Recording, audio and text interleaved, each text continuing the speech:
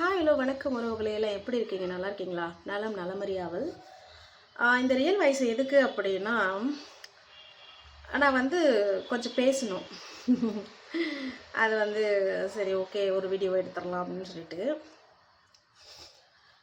எல்லாத்தோட வாழ்க்கையிலையும் எல்லா மாற்றங்களும் இருக்குங்க. ஆனால் என்னோட வாழ்க்கையில் நிறைய மாற்றங்கள் இருக்குது.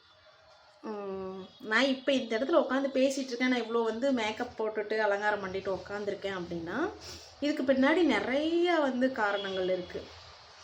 சரிங்களா? ஒரு 4 வருஷத்துக்கு முன்னாடி நடந்த விஷயத்தை நான் சொல்ல விரும்புகிறேன்.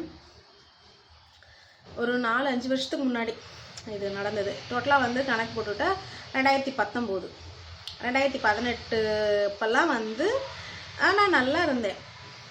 கொஞ்சம் எப்படி சொல்கிறது, கொஞ்சம் காசு பணத்தோட ஓரளவுக்கு இருந்தேன். கடவுள் புண்ணியத்தில் நல்லா இருந்தேன்.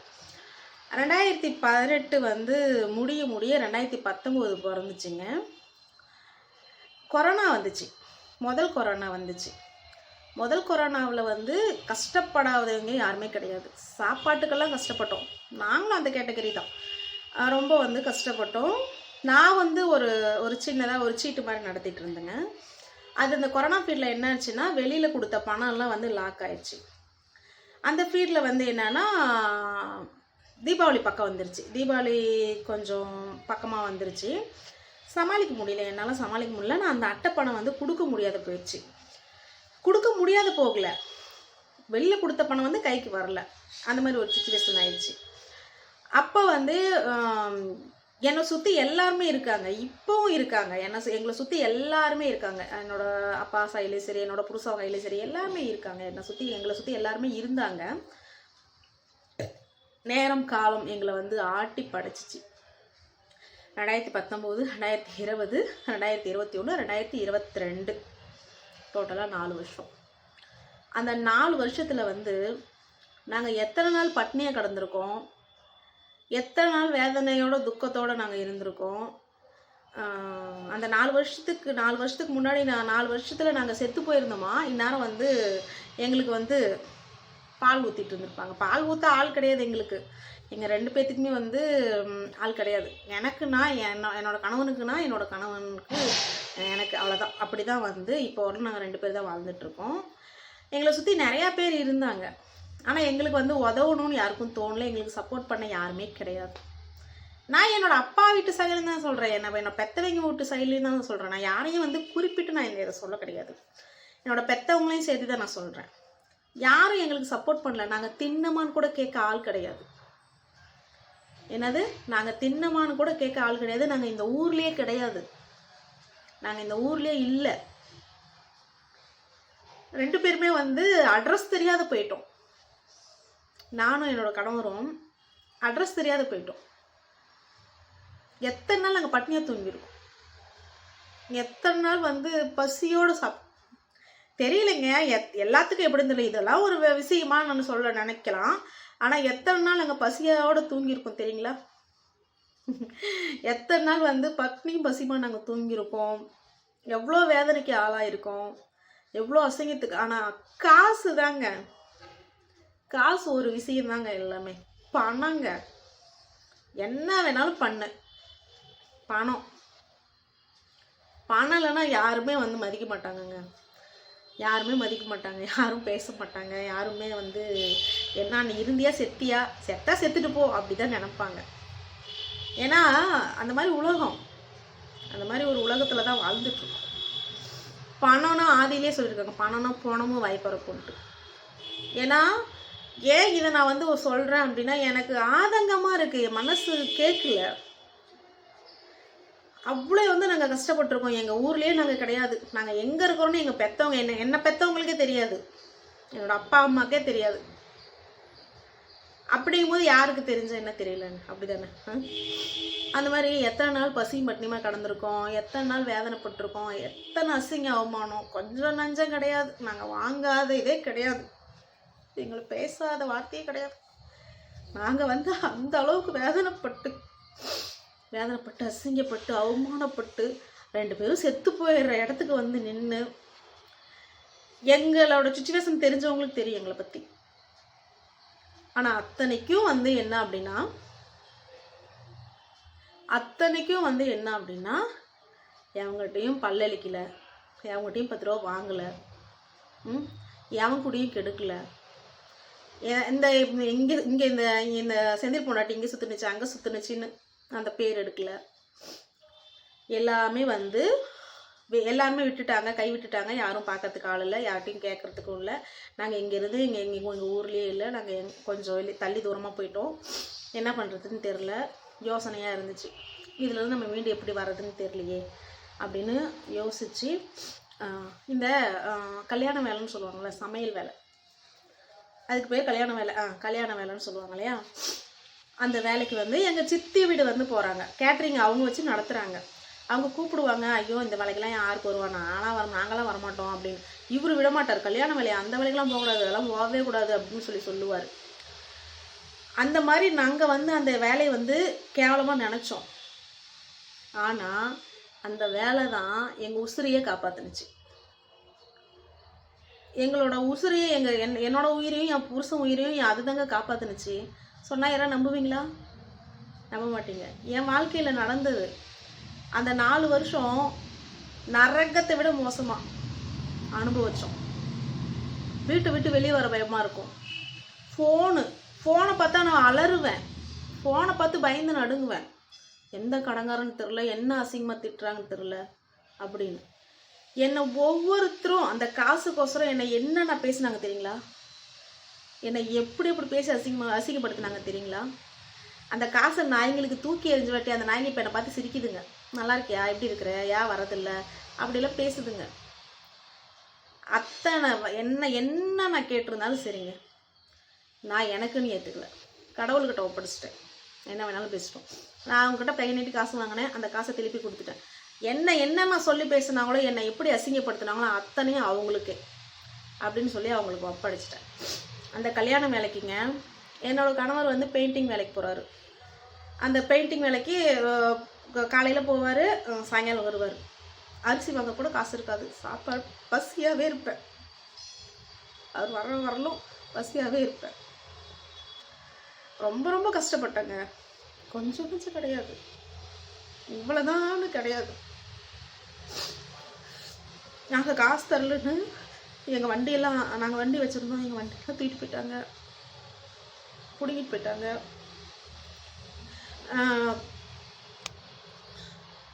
கொஞ்சம் நெஞ்சம் நகைங்கெல்லாம் இருந்துச்சு, நகைங்கெல்லாம் விற்று இது பண்ணோம். என் வீட்டில் இருக்கிற பொருள் புட்டெல்லாம் நான் விற்றேன். நிறையா இருக்குது, நான் சொல்லணுன்னு நிறையா இருக்குது. எல்லாமே வந்து ஒன்றுனா விற்று என் காலில் போட்டிருக்கிற மெட்டியை கூட நான் விற்றேன். என் காலில் போட்டிருந்த மெட்டியை கூட நான் கழட்டி விற்று, அவர் வேலைக்கு போயிட்டு ஒரு காசு அப்படியே கொஞ்சம் தர வேண்டியவங்களுக்கெல்லாம் கொஞ்சமாக கொடுத்து, ஃபோன் போட்டு அசிங்கமாக பேசுவாங்க, திட்டுவாங்க. கடந்தார ஒரு துப்பு இல்லை, எங்கேயோ ஊரை விட்டு ஓடி போயிட்டேன் அப்படின்னு ரொம்ப ரொம்ப ரொம்ப ரொம்ப தாங்கிக்க முடியாத அளவுக்கு பேசுவாங்க. எங்கள் அப்பா எங்கள் அம்மா எல்லாருமே என்னை அசிங்கப்படுத்திட்டாங்க. இப்படிலாம் நீ உயிர் வாழணுமா, இதெல்லாம் ஒரு பொழப்பா அப்படி இப்படின்னு எல்லாம். ஆனால் அத்தனைக்கும் என் புருஷன் நான் இருக்கேன். நம்ம நேரம் அப்படி ஆயிடுச்சு. உன் தப்பு இல்லை, நல்லா தான் பண்ணிகிட்டு இருந்தேன், திடீர்னு இந்த மாதிரி ஆயிடுச்சு, இது ஒரு நேரமாக இருக்கும் அப்படின்னு சொல்லிட்டு வேலை செஞ்சுட்டு வாங்கிட்டு வர காசை அப்படியே வரும்போதே கொடுத்துட்டு வந்துடுவார். அதான் எப்போ எந்தாண்ட வருவோம் அப்படிங்கிற மாதிரி பார்த்துட்டு இருப்பாங்க. வாங்கிட்டு வர காசை அரை நேரம் ஒரு நேரம் வேலை செய்கிற காசை அப்படியே வாங்கிட்டு வந்து அவங்களுக்கு வர வழியிலே கொடுத்துட்டு வந்துடுவார். கொடுத்துட்டு வந்துட்டா அங்கேருந்து சரி பட்டறைக்கு போயிருக்கிறாரு, வருவார், ஏதாவது சாப்பாடு வாங்கிட்டு வருவார் அப்படின்னு நான் நினச்சிட்டு நான் வீட்டில் இருப்பேன். வரும்போதே காசு கொடுத்துட்டு வந்துட்டோம்ல, ஒன்றும் இல்லை அப்படிம்பார். 2 பேரும் உட்காந்து அழுவோம். அவர் வேலை செஞ்சுட்டு வந்து கூட 2 பேரும் உட்காந்து அழுவோம். எத்தனை நாள் பசிக்கு நான் அழுந்திருக்கேன், எவ்வளோ நாள் இந்த வயிறு சுண்டி அப்படியெல்லாம் அழுந்திருக்கேன். தண்ணி குடிச்சிட்டு உட்காந்துருக்கோம். அப்புறம் ஒன்றுமே சமாளிக்க முடியல, என்ன பண்ணுறதுன்னு வீட்டில் தான் இருப்பேன். இவர் மட்டும் போயிட்டு வந்துருப்பாரு. அதுலேயே வந்து ஒரு வருஷம் ஓடுனுச்சு. அப்புறம் வீட்டில் இருக்கிற நாங்கள் தான் போய் கூடியிருந்தோம் இல்லையா, அந்த நல்ல மனுஷர் வந்து சரி ஓகே வீடு கேட்குறாங்க, புருஷன் முன்னாடி பழகுதுன்னு வீடு விட்டுட்டாங்க. நம்ம வாடகை கரெக்டாக கொடுக்கணும்ல. இவர் வேலைக்கு போகிற காசு அப்படி இவர் பட்டறைக்கே போயிடுவாங்க. இவர் எங்கே வேலை செய்கிறாரோ அங்கேயே போய் கேட்க ஆரம்பிச்சிருவாங்க. அங்கேயே இவர் வேலை செஞ்சுட்டு வரலாம் அங்கேயே வெயிட் பண்ணிருந்து அந்த காசு அந்த 500 1000 வாங்கிட்டு வந்துடுவாங்க. இப்போல்லாம் நினச்சா வந்து ரொம்ப மனசு கஷ்டமாக இருக்குங்க. அவங்ககிட்டயே தான் இப்போ நம்ம வந்து அந்த நகைகளை நம்மக்கிட்ட பேசுதுங்க. அந்த மாதிரி இருந்து என்ன பண்ணுறதுன்னு தெரியாமல் அப்புறம் ரொம்ப வந்து எனக்கு மனநல பாதிக்கப்பட்ட மாதிரி ஆயிடுச்சு. அப்படியே வந்து பைத்தியம் பிடிக்கிற மாதிரி ஆயிடுச்சு. ஏன்னா அதையே நினச்சி அழுது 4 செவத்துக்குள்ளேயே இவர் வேலைக்கு போயிடுவார். எங்கே என்ன சண்டை ஆகுதுன்னு தெரில. எனக்கு ஃபோன் உடனே வரும். என்னோட அம்மா வீட்டு சைடில் கேட்டாங்க, இந்த மாதிரி சண்டை ஆகுது அப்படின்னு வரும். என்னால் வரத்துக்கு கூட முடியாது. ஏன்னா அங்கேருந்து அவ்வளோ தூரத்தில் என்னால் ஒட்டினா வர முடியாது. இவர் வந்துட்டு வாட்டி சாயங்காலமாக வந்து என்ன ஏதுன்னு கேட்போம். ரொம்ப வந்து கொஞ்சம் நஞ்சம் கிடையாதுங்க. ரொம்ப நரகமாக போடுச்சு எனக்கு அந்த 4 வருஷம். இதெல்லாம் ஏன் சொல்கிறோம் அப்படின்னா, கொடுக்குறவங்களும் வந்து ஒரு 15 தான் கொடுப்பாங்க. எல்லாத்து கையிலும் இல்லை. எல்லாருமே வந்து ஒன்றும் இல்லாதவங்க தான். கொடுக்குறப்ப ஒரு 15 கொடுப்பாங்க, அவ்வளோதான். அவங்ககிட்டையும் நம்ம நெருங்கிக்க முடியாது.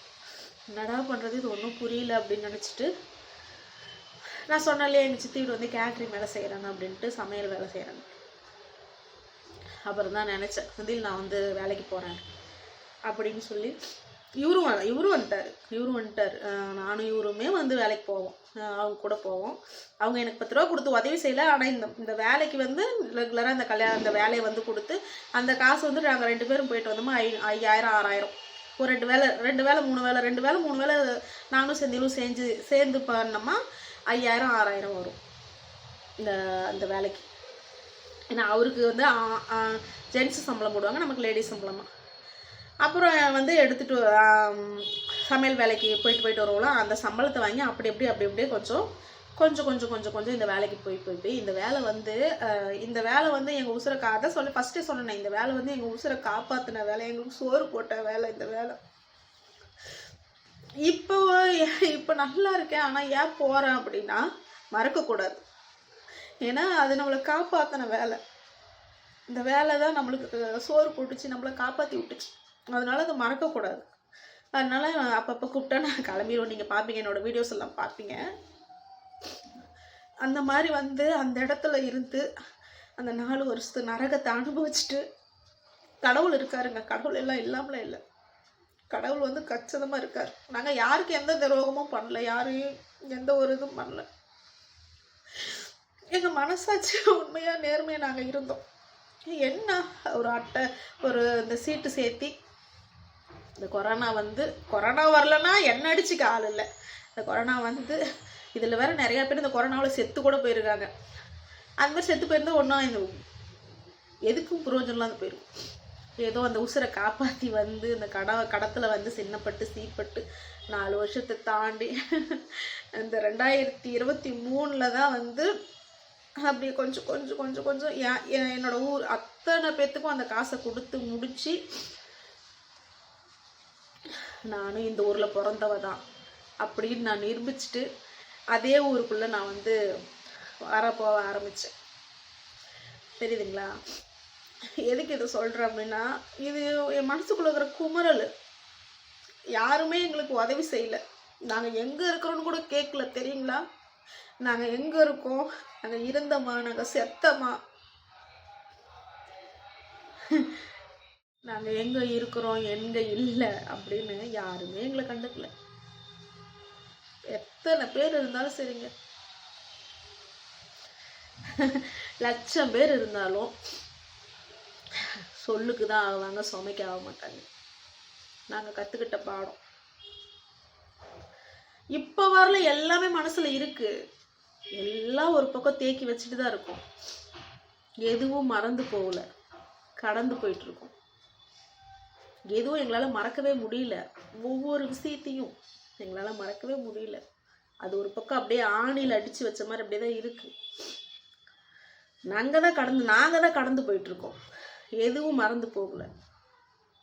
அந்த மாதிரி ஒரு சுச்சுவேஷன்லாம் இருந்து மீண்டு அந்த நான் பைத்தியம் மாதிரி ஆயிட்டேன் அப்படின்னு நான் சொன்னேன் இல்லையா, மனநல பாதிக்கப்பட்ட மாதிரி ஆயிட்டேன். இங்கேருந்து 4 ரோடு கூட்டிகிட்டு போவார் என்னோடய வீட்டுக்கார். அங்கே வந்து ராஜா ஹாஸ்பிட்டல் இருக்குது, அங்கே வந்து ட்ரீட்மெண்ட் அங்கே தான் எடுத்தோம். எனக்கு வந்து எப்போ எந்த நேரமும் நான் டென்ஷனில் அழுதுகிட்டே இருக்கிறேன்னு நல்லா தூக்க மாத்திரை, எனக்கு அந்த டென்ஷன் குறையிறதுக்கு மாத்திரை, இன்னமும் நான் அதை முழுங்கிட்டு தான் இருக்கேன். அந்த மாத்திரை 6 மாத்திரை தான் எனக்கு. அந்த மாத்திரை முழுங்குன்னா நல்லா தூங்குவேன். அப்படியே எந்திரிச்சாலும் ரொம்ப ரிலாக்ஸாக இருப்பேன் அந்த மாத்திரை.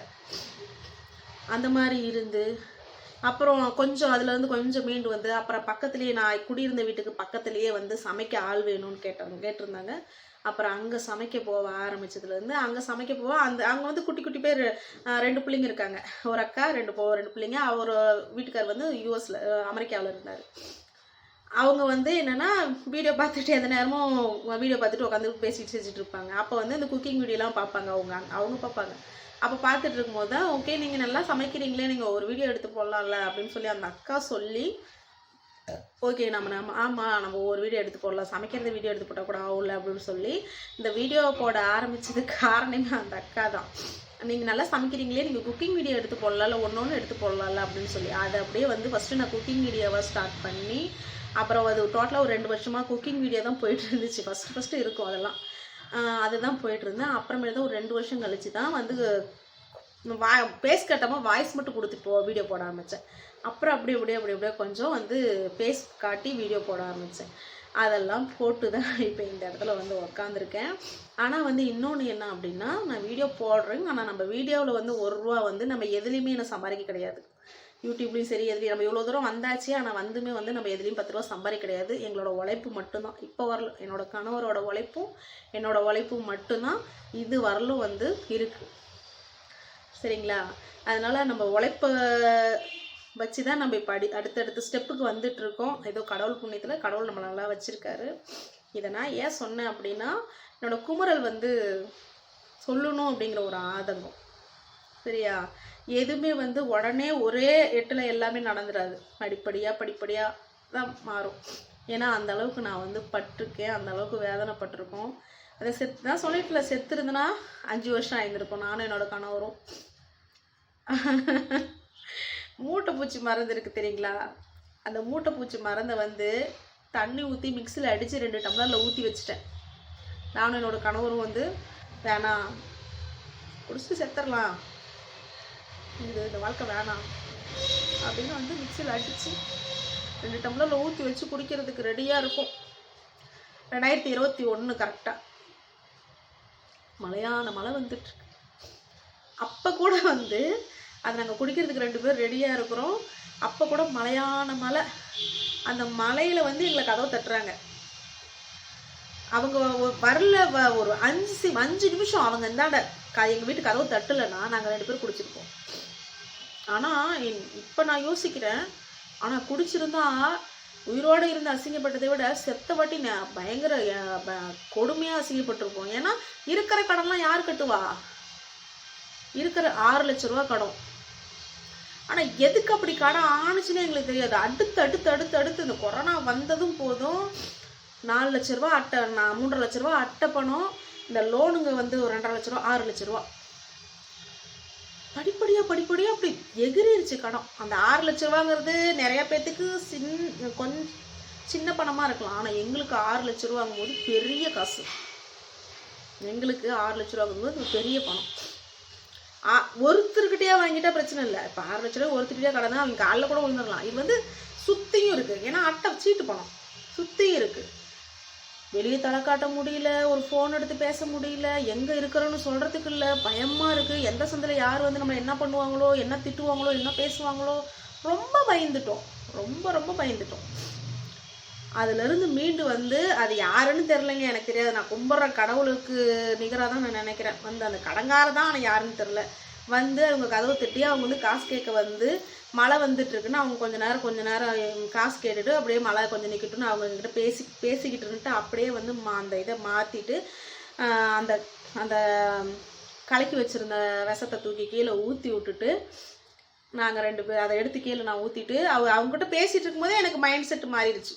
அதை அப்படியே எடுத்து கீழே ஊற்றிட்டு அப்புறமேல் வந்து அடுத்தடுத்து இதுக்கு என்ன பண்ணலாம் ஏது பண்ணலாம் அப்படின்னு சொல்லி அதிலேருந்து மீண்டு வந்து அந்த 6 லட்ச ரூபா கடத்தையும் கட்டி அந்த 6 லட்ச ரூபா பணத்தையும் வந்து கட்டி வெளியே வந்து இப்போ இந்த இடத்துல உட்காந்து இப்போ நான் நல்லா இருக்கேன். கடவுள் புண்ணியத்தில் நான் நல்லா இருக்கேன். ஒரு 10 ரூபா வந்து ஒருத்தருக்கு உதவி செய்கிற இடத்துல தான் நான் இருக்கேன். சரிங்களா? அது வரலும் எனக்கு ரொம்ப ரொம்ப சந்தோஷம். நான் வந்து 10 ரூபா வந்து யாருக்காவது உதவி செய்யணும் அப்படின்னா நான் பண்ணுவேன். அந்த இடத்துல தான் கடவுள் என்னை வச்சுருக்கார். அது வரலும் ரொம்ப ரொம்ப சந்தோஷம். கடவுளுக்கு நான் நன்றி சொல்கிறேன். அதுலேருந்து வந்து எல்லாம் ஒரு நாள் மாறுங்க. ஒரே மாதிரியே போகாது வாழ்க்கை. அதனால் கேவலமாக பேசுகிறதும் கேவலப்படுத்துறதும் அளவோடு வச்சுக்கோங்க.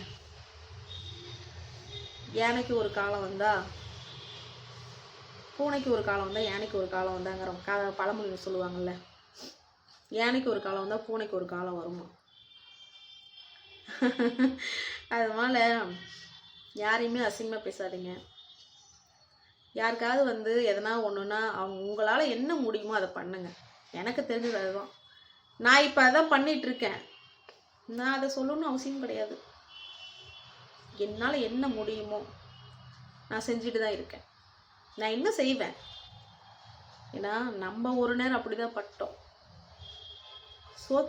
ஒரு நேரம் சோத்துக்கு நான்லாம் வந்து கஷ்டப்பட்டேன். இந்த வயிறு இப்படி பசிக்கு அப்படி அழுந்திருக்கேன். பசிக்குதுன்னு அழுந்திருக்கேன். எங்கேயாவது எதாவது சொன்னால் ஒரு குழந்தை சின்ன பிள்ளைங்க அழுகுது அப்படின்னா அது ஒரு பெரிய விஷயம். ஐயோ குழந்தை அழுகுது. இவ்வளோ பெரிய பொம்பளை சோத்துக்கெல்லாம் நான் அழுதுருக்கேன். வயிறு பசிக்கெல்லாம் நான் அழுந்திருக்கேன். எல்லாம் வந்து நரகங்க. அப்படியே இப்போ நினச்சா கூட அவ்வளோ வேதனையாக இருக்கு. நன்றி. அது வரலும் நம்ம வீட்டு பக்கத்துலேயே வந்து ஈஸ்வரன் இருந்துச்சு. பெரிய மலை மேலே இருக்கும் ஈஸ்வரன் கோயில். அவர் எனக்கு துணையாக இருந்தார் அப்போ அந்த நேரம்லாம்.